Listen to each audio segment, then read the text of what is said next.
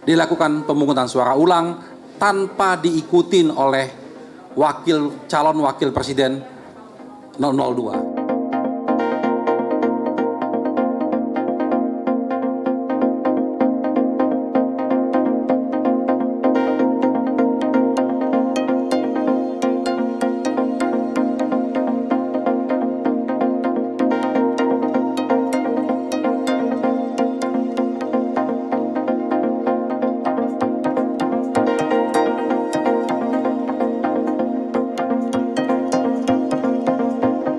Jadi yang kami sampaikan dalam naskah kami, intinya adalah permasalahan pencalonan calon wakil presiden di 02. Dari awal proses tersebut bermasalah dan lanjutan masalahnya luar biasa.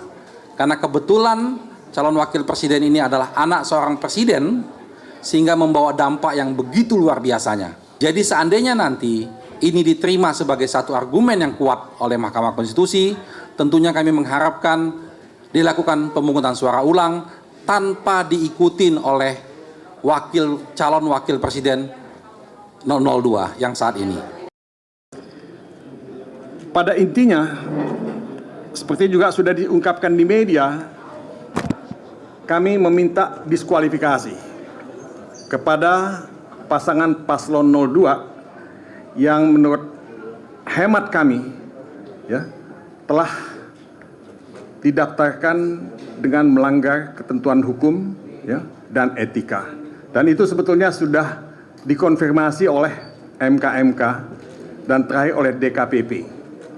Tapi saya tidak ingin detail mengenai hal ini. Saya hanya ingin memberikan semacam indikasi.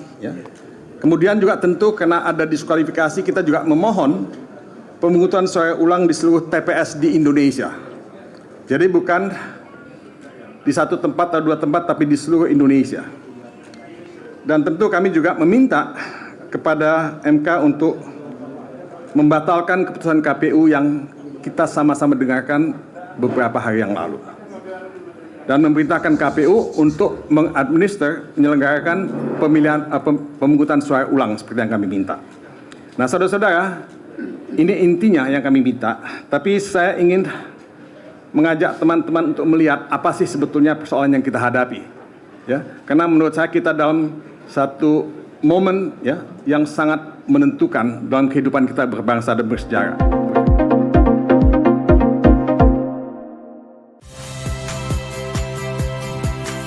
Saya Ihsan Sitorus.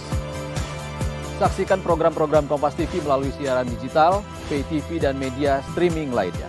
Kompas TV, independen, terpercaya.